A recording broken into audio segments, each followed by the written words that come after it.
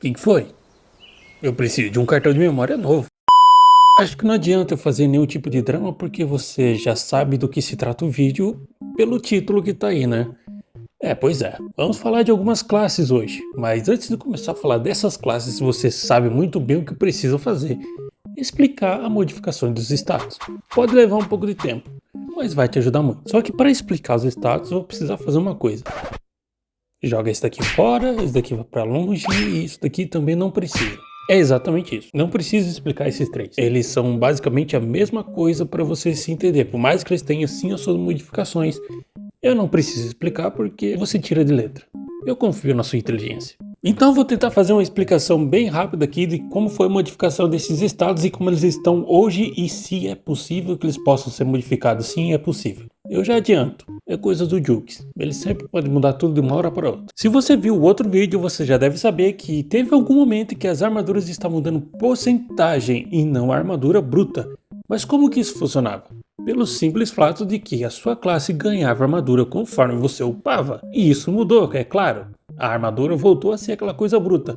Porém, eu devo dizer que a impressão que dá é que ainda assim você recebe dano pela porcentagem e não o flat como vocês estão acostumados. É a impressão que eu tive. Eu posso estar errado, eu não parei para analisar isso. Mas sim, as classes ainda não ganham armadura conforme upa. Por mais que inicialmente todas elas tenham a mesma quantidade de armadura, nos primeiros níveis você já percebe que algumas classes têm um destaque a mais desse status. E eu nem preciso dizer quais são as classes que tem isso, né? Ah, mas se tiver alguém novo, eu estou falando sim do Bastion e do Monge. São os que mais ganham armadura.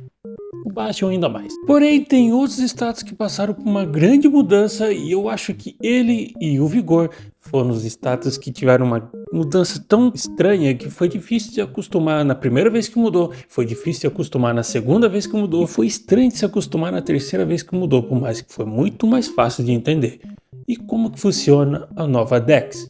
É simples. Se você já jogou algum MOBA na vida, você deve tirar isso de letra. Caso você não tenha jogado, você vai ver números bem divididos, como 1 ponto alguma coisa, 3 ponto alguma coisa, e isso significa algo muito básico.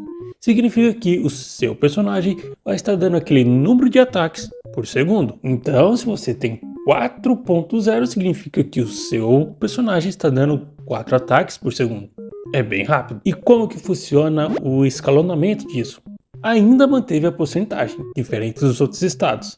Sim, você aumenta uma porcentagem desse 4, alguma coisa e etc, etc, etc. Então você vai meio que aumentar um pouquinho a velocidade de ataque. Pode parecer que não dá muita diferença, se você pensar que você está aumentando só 10% e vai meio que ficar quebrado aquele número. Mas acredite, no resultado final a diferença é muito visível. E explicando a destreza, eu acabei meio que dispensando a explicação do Vigor, que está seguindo exatamente a mesma coisa, só que em números maiores. Então com essa mudança ficou muito mais simples de se entender esses status que antes eram números gigantescos, ou números meio estranhos, que sinceramente eu acho que era a mesma coisa, só que era escrito de forma diferente. Agora pelo menos ficou mais fácil de se entender. Eu preciso dizer também que antes de começar a falar das classes foi a primeira impressão que eu tive com os equipamentos que eu consegui, pois eu não tinha tantos equipamentos como vocês pensam que eu tenho, então eu testei isso da maneira que eu pude, fazendo algumas builds diferentes, usando equipamentos diferentes e testando fórmulas de jogos diferentes com essas classes. Eu passei um tempo jogando com essas classes e eu devo dizer que a maioria do tempo foi tentando dropar os equipamentos para fazer com que eu mudasse a impressão que eu tenho sobre a classe atualmente. E depois que eu consegui um deles, eu percebi que realmente qualquer classe que você escolha, você vai se divertir jogando. Por mais que sim, ainda tem aquelas classes que se destacam e muito e aquelas classes que ficam meio apagadas. Mas diferente da 1.0, que era quase que um purgatório jogar com algumas dessas classes, agora pelo menos você consegue se divertir. Eu pelo menos me diverti muito jogando com o novo guerreiro e com o novo assassino. Vamos começar pela queridinha de muitos, a Shinobi. Sim, a princesa dos olhos de muitas pessoas que jogam Born Again. Eu até hoje não conheci ninguém que não olha para Shinobi e diga que ela é uma péssima classe. E mais como que ela ficou na 1.1? Ela continuou forte? Ela ficou mais forte ou ficou mais fraca? Ela mudou. Não tem como eu comparar a Shinobi da 1.1 com a Shinobi da 1.0. é meio que tentar comparar óleo com água. Tem suas semelhanças, só que são bem diferentes na sua essência. Então é isso que aconteceu com a Shinobi da 1.1 e não só ela, com todas as classes. Ela ficou muito mais focada para o suporte e eu devo dizer que o potencial dessa classe no suporte está absurdamente forte. Se você for fazer um Shinobi de suporte, além de ser uma build não muito cara, você vai ver que é muito fácil jogar com essa classe e é muito divertido jogar com uma Shinobi de suporte. Eu me diverti muito e quase se tornou a minha classe favorita. Porém eu precisava dropar itens, então eu não pude continuar jogando com ela, pois a Shinobi de DPS ainda é uma classe que dá para jogar, só que não é um bom foco. Você consegue fazer as coisas se você estiver junto com outras pessoas, mas sozinho eu acho que o Shinobi acaba tendo um pouco de trabalho para lidar com os bosses.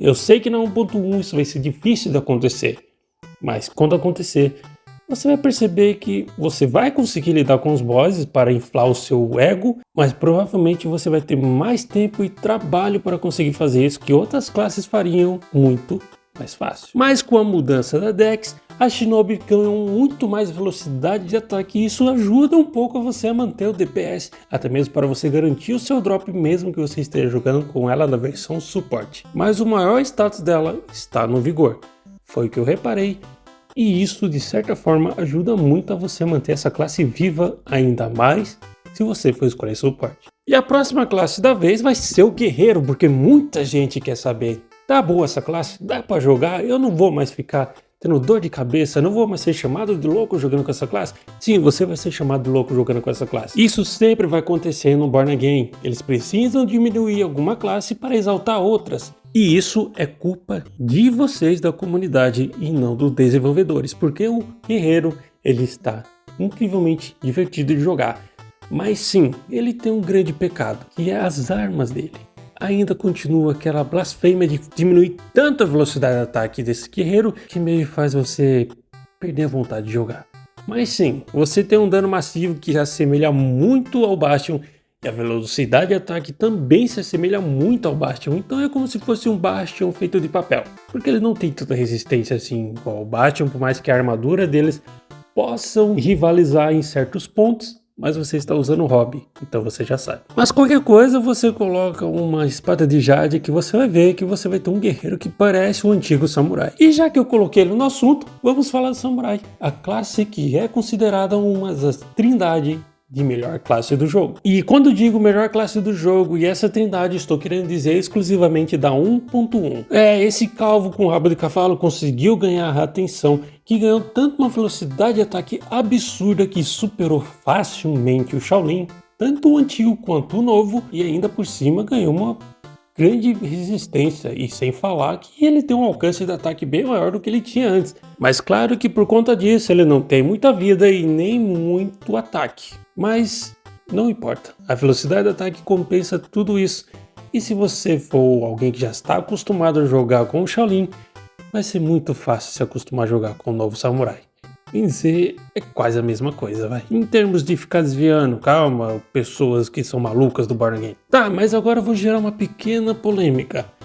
Vou começar uma tier list aqui. Claro que essa tier list é a minha opinião, mas ela vai ter 3 níveis. S, A e B, sendo o S o mais alto e o B o mais baixo. Mas significa que as classes que estão no B são horríveis? Não. Eu só coloquei 3 tiers para simplesmente dizer que todas as classes são boas, só que algumas se destacam como sempre vão se destacar. E aonde está a primeira classe, que é a Shinobi? Ela está no tier A por ela se adaptar bem à nova regra que foi dada a ela e ainda tentar manter bem o papel que ela já tinha de DPS. Mas ela está absurda no suporte, então para mim ela é A sem dúvida. E o guerreiro? Ele está na B.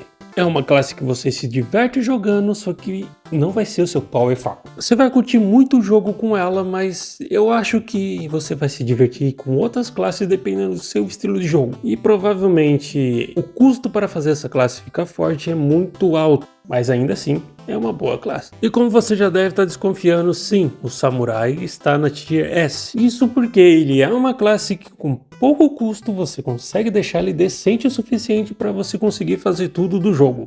Apenas precisa se acostumar com a jogabilidade dele, que não é difícil. Então eu garanto para você que você vai conseguir um bom power farm com essa classe. Então aguarde o próximo vídeo que vamos falar de outras classes. E até a próxima. Falou! E não quero pro players e Born Again aqui.